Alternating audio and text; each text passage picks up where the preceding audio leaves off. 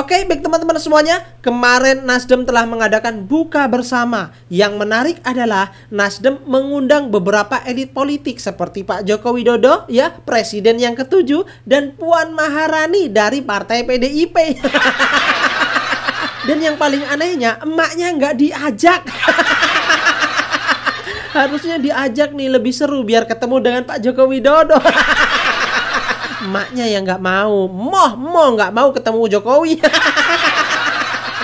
Ini keren sekali teman-teman ya, dimana Bu Puan Maharani, Pak Joko Widodo, dan Surya Paloh duduk satu meja dan menikmati santapan buka bersama. Aduh, ada yang panas melihat ini. Siapa? Deddy Sitorus dan Adian Apitupulu.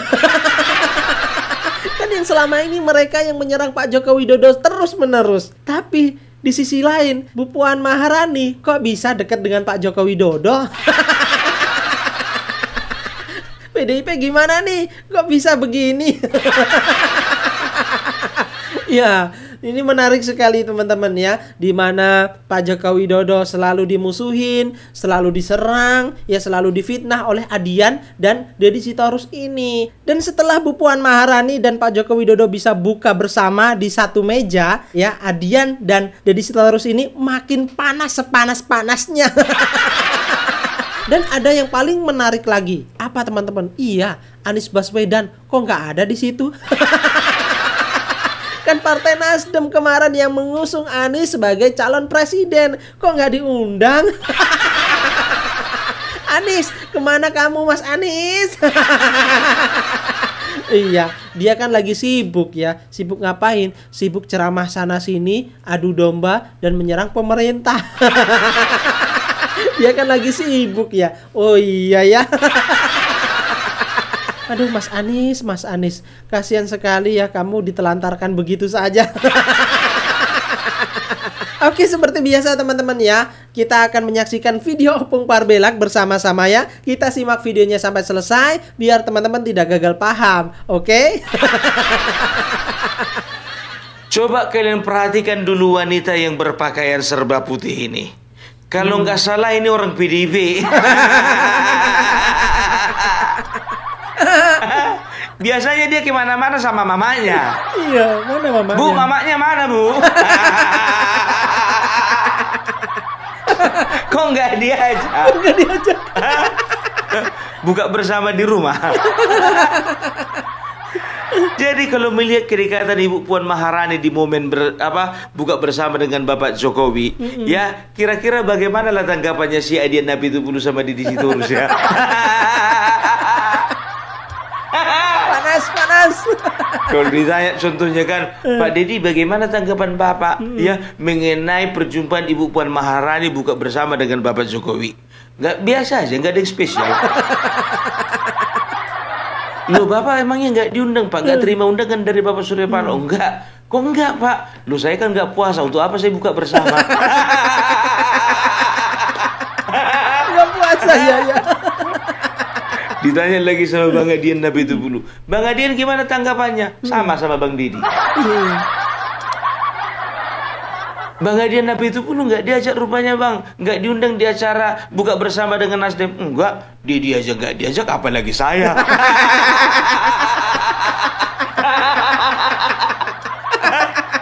Kok bisa begitu Bang? Ya dia aja nggak puasa, apalagi saya.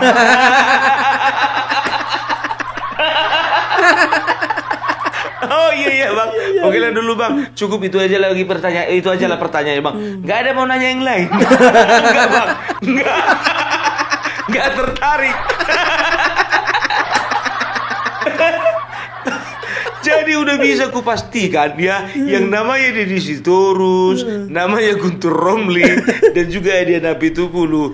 Ini panas ini ngelihat si Ibu Puan Maharani satu meja sama Bapak Jokowi. Panas gue bilang. Panas. Saking panasnya perlu dikompres.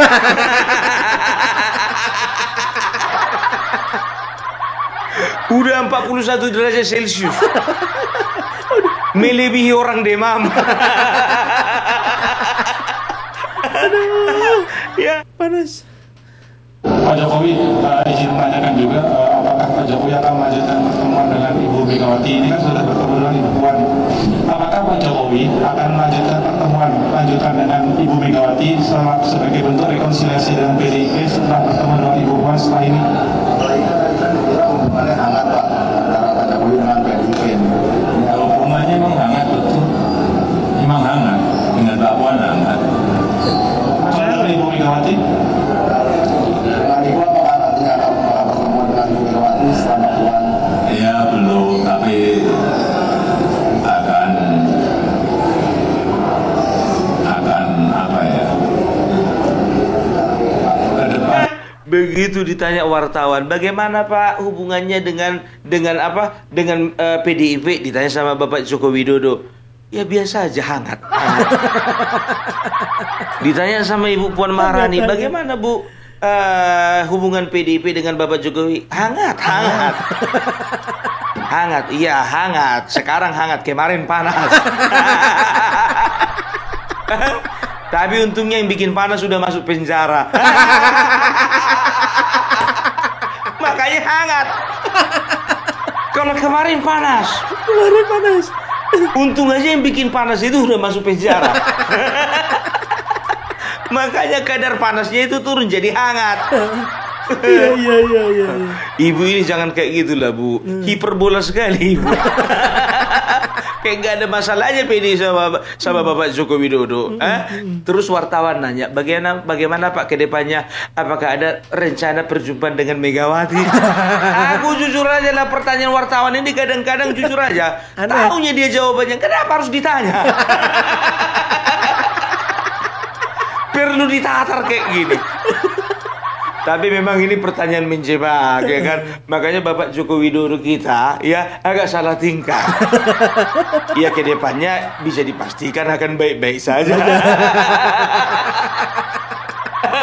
Pak, ke depannya berapa tahun lagi Pak? 20 tahun lagi. Berapa tahun lagi? Tapi jujur aja lah, kalau Kopung Parbelak nanti ke Solo bulan 5, kira-kira diajak buka bersama nggak sama Bapak Jokowi? Manalah mungkin buka bersama pun udah habis puasa.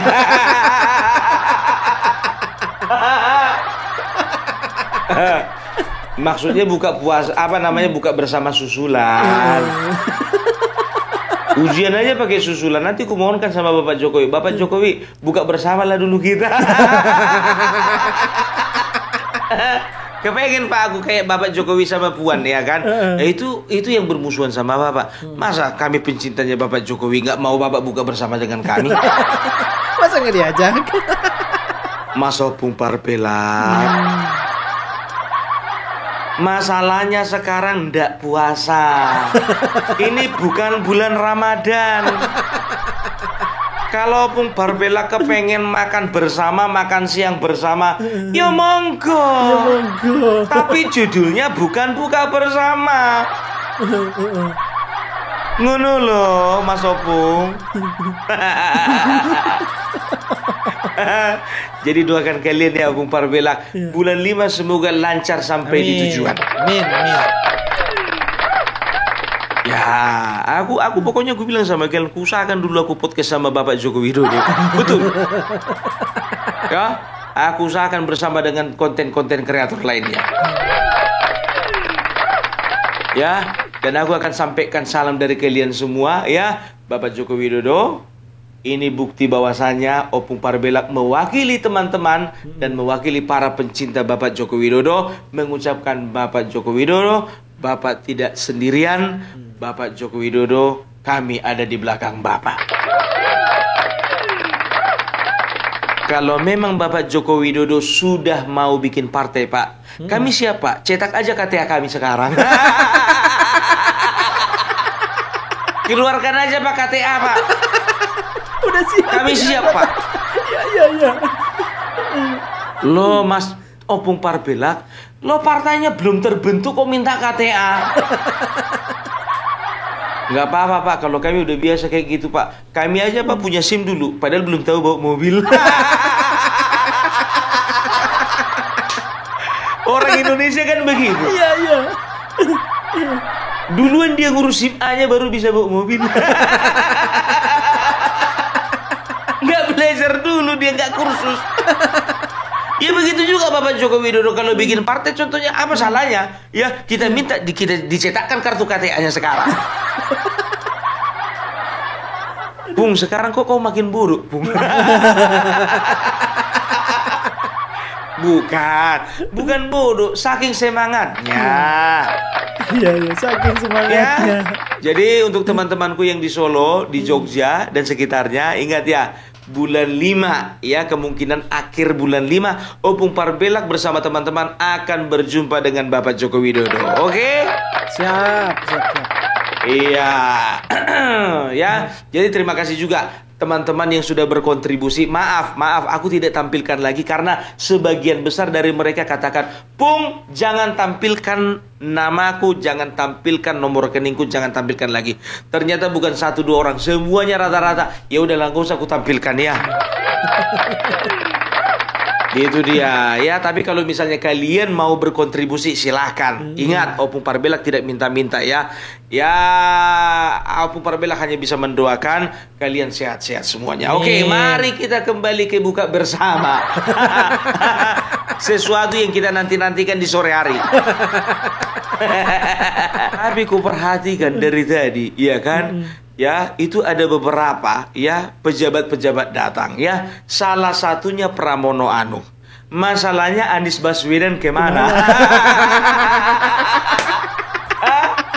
Kalau nggak salah kemarin pengusung utama Anies Baswedan di pencapresan 2024 itu kan Nasdem. Iya. Lo kok ndak diundang? Iki piye ceritono iki? Ceritanya piye? Udah berbelit lidahku ini ceritono. Aduh, Anies Baswedan nggak diundang. Melas. Pramono Anung diundang. Diundang Pramono Anung. Coba bayangkan kalian ya, yang sudah mensukseskan Pramono Anung menjadi gubernur gak diundang. Mana ini? Dan juga yang dijual-jual namanya kemarin itu untuk pencapresan supaya suara Nasdem secara nasional juga naik, nggak diundang Anies Baswedan. Kalau bukan gara-gara mengusung Anies Baswedan, suara Nasdem nggak naik itu. Itu pun nggak diundang. Pramono Anung begitu juga, iya kan? Kemarin kalau nggak salah suaranya Anies Baswedan itu ya salah satu yang mendukung siapa namanya si Pramono Anung kan begitu. Maunya basa-basi lah diajak lah. Melas, kasihan. Boro-boro Pramono Anung mengajak siapa si Anies Baswedan, sedangkan Rano Karno nggak diajak.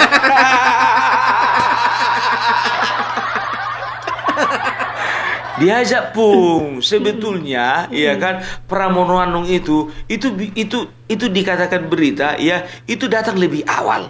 Lebih awal dia daripada Bapak Jokowi. Cepat dia datang, ya cepatlah naik helikopter. Jadi waktu wartawan meliput itu sebetulnya mungkin Rano Karno diundang juga. Cuman agak lambat. Kenapa bilang? Yang dinaiki perahu karet.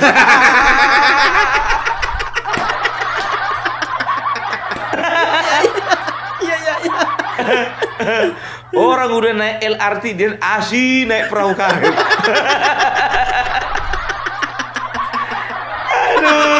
Aduh ya.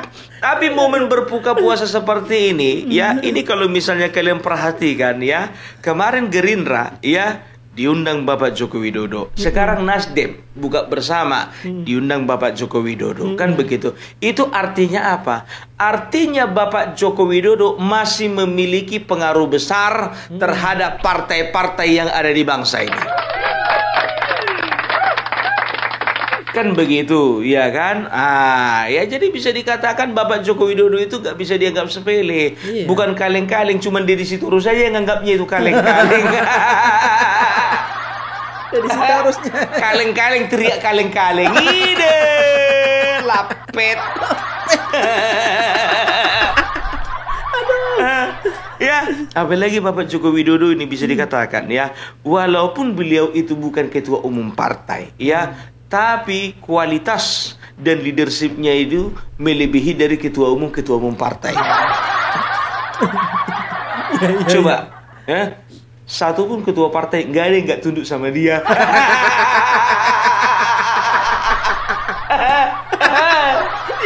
Ya. Oke. Ada Bung, Ada siapa? Megawati. Itu kan mamanya dulu itu. Bapaknya dulunya. Itu pengecualian lah itu. Itu dia. Ya sekarang begini kalau ku baca ya.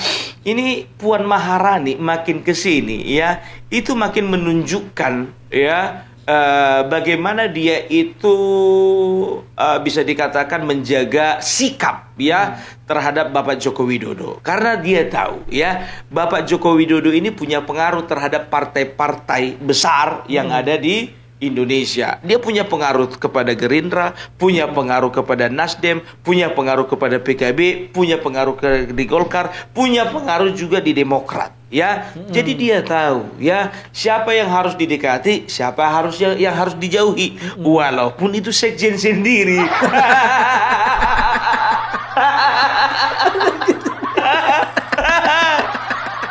Tahu dia, iya kan? Makanya apalagi ini Kongres Wah, dia sudah punya pengalaman zaman Joko Widodo ya. Itu ada beberapa partai ya yang kira-kira yang asal mau kongres itu goyang. Ada. Goyang. Contohnya Demokrat kemarin kan. Yang punya kerja Muldoko. Punya kerja Muldoko. Nggak taunya ya dibilang orang lah Bapak Jokowi punya kerjaan. Sampai sekarang nggak ada itu diambil Bapak Jokowi itu Partai Demokrat.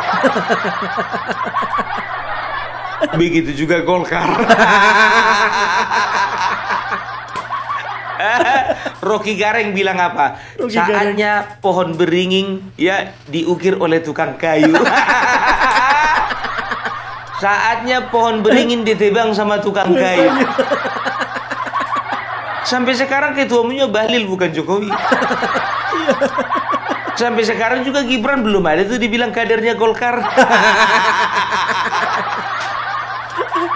Gue bilang sama kalian, Joko Widodo tidak akan pernah masuk di salah satu partai yang sudah terbentuk sekarang. Karena apa? Beliau itu lebih besar dari partai yang ada. Keren. Itu dia. Ya semuanya, walaupun semuanya sudah buka sudah buka pintu. Gerindra sudah buka pintu, Golkar sudah buka pintu, PAN sudah buka pintu, walaupun PDIP sudah tutup pintu. Tapi powernya Bapak Joko Widodo itu loh, karismatik. Luar biasa. Ya, coba sekalian setuju atau tidak? Karisma yang dimiliki Bapak Joko Widodo itu agak mirip dengan karisma yang dimiliki oleh Bapak Soekarno. Iya. Ingat, tidak semua anak mewarisi karisma dari bapaknya. Tidak, bisa saja orang lain. Ya, karena apa? Karisma itu bukan berbicara garis keturunan, bukan. Ya, tapi kalau karisma itu berbicara seberapa banyak dia bisa menerapkan orang ya yang diidolakan, maka karisma itu bisa menular kepada orang tersebut. Oke. Coba perhatikan kalian ya, Bapak Soekarno bagaimana dia merakyat, begitu juga Bapak Jokowi ya.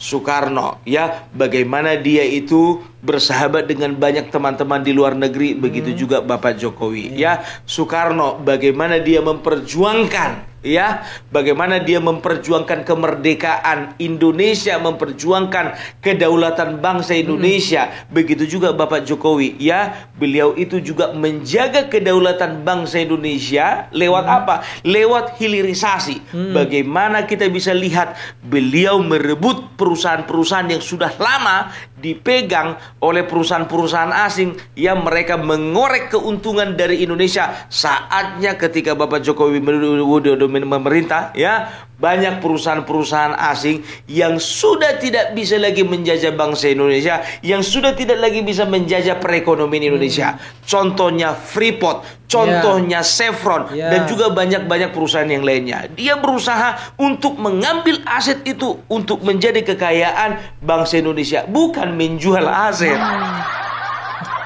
Bukan menjual aset. Itu dia Bapak Joko Widodo, kan begitu. Luar biasa. Maaf, kadang-kadang bapaknya proklamator, anak bisa jadi provokator. Siapa itu? Ya, secara garis keturunan dia, mereka itu adalah keturunannya Bung Karno. Tapi mana ada Bung Karno melakukan cara-cara kotor untuk memperjuangkan bangsa Indonesia? Mana ada Bung Karno? Mana ada ceritanya Bung Karno meloloskan keponakannya menjadi anggota dewan? Nggak ada. Nggak pernah. Padahal suaranya nggak cukup. Tapi ada salah seorang anggota dewan suaranya nggak cukup, cuman gara-gara tantenya ketua umum jadi barang itu masuk dia jadi anggota dewan. Siapa itu? Itu dia. Jadi jangan kalian katakan kalau misalnya bapaknya baik, anaknya pasti baik, belum tentu. Gitu dia. Nah, ya mudah-mudahan ya kedepannya PDIP ya itu boleh semakin baik, kan begitu. Loh, mantap kali doamu sekarang Pung ya. Kau bela-bela? Ya, tergantung situasinya itu. Kalau contohnya Ibu Puan Maharani, Bambang Pacul, Mas Utut contohnya dan juga barisan-barisannya, kalau misalnya itu yang memimpin PDIP, kenapa nggak PDIP semakin hari semakin baik? Kan begitu, tapi tetap ya kan di posisi kelima besar. Kita nggak akan izinkan mereka di posisi 3 besar.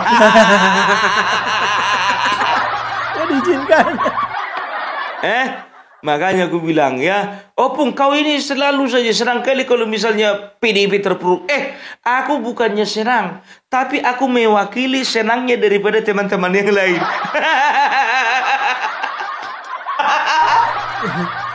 Nggak senang. Aku cuma mewakili. Iya Bung, tapi cara-caramu itu loh.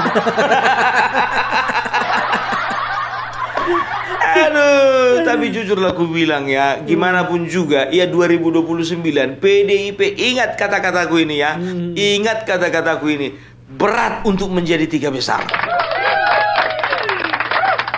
Kalaupun bisa, ya itu artinya apa? Artinya mereka memang betul-betul berdarah-darah ya untuk memperjuangkan supaya 3 besar ya. Tapi kalau aku bilang ya, untuk 3 besar aja susah, apalagi 1 besar. 1 besar. 1 besar. Enggak, susah. Mana ada 1 besar ya? Jadi mereka ini lupa sebetulnya meraih sesuatu itu mudah, tapi mempertahankan yang sulit. Betul, itu dia. Ya ini harus dipahami ini. Satyam Eva Jayati. Tidak pernah aku dengar lagi itu, Bah. Mana orang yang suka mengumandangkan itu? Mana? Sesungguhnya pada akhirnya kebenaran akan menang. Kasihin kali aku lihat dia, Bah. Kebenaran akan menang sementara dia nggak menang-menang. Aku jujur aja aku bilang sama kalian ya, berapa biji kemarin itu kan ditambah ya 1 pengacara. Sebetulnya bukan 1 sih, ada 12 lagi pengacara. Tambahan dari 1000 pengacara. Aku salah kemarin, kukira dengan bergabungnya Febri Diansa itu nambah 1 lagi jadi 1001 pengacara. Rupanya nambah 12. Oke. Totalnya itu jadi 1012 pengacara. Ku bilang sama kalian, mau ditambah lagi 5000 lagi pengacara, nggak akan bisa mungkin Syasto bebas.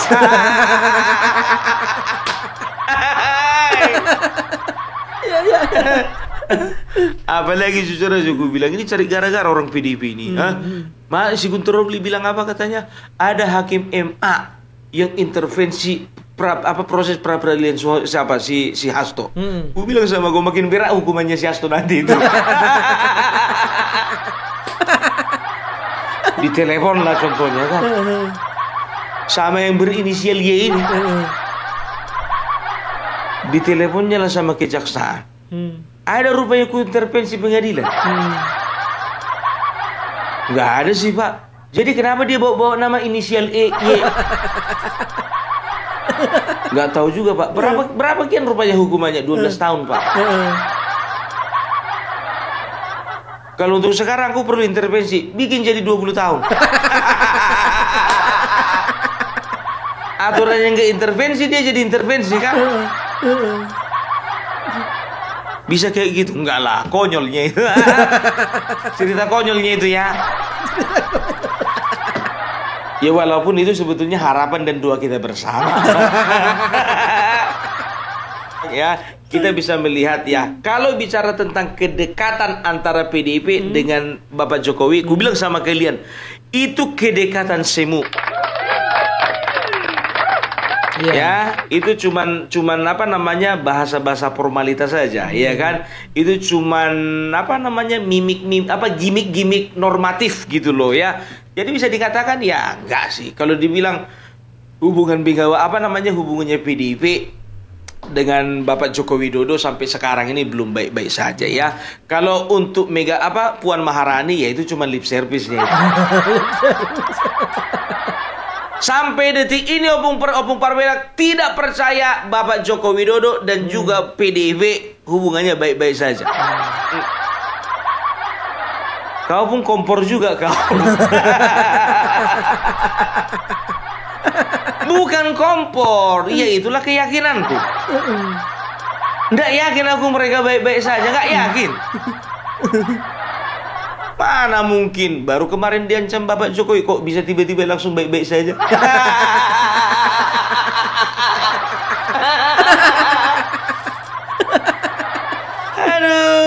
Aduh, ya. Jadi itulah dulu dari Opung Parbela. Ya, salam NKRI harga mati. Kita tunggu ya komen dari Deddy Sitorus, Adiana Pitupulu. Ya gimana ini responnya? Mbak Puan deketin Pak Joko Widodo. Bagaimana menurut kalian? Silahkan tulis di kolom komentar ya. Terima kasih. Wassalamualaikum warahmatullahi wabarakatuh.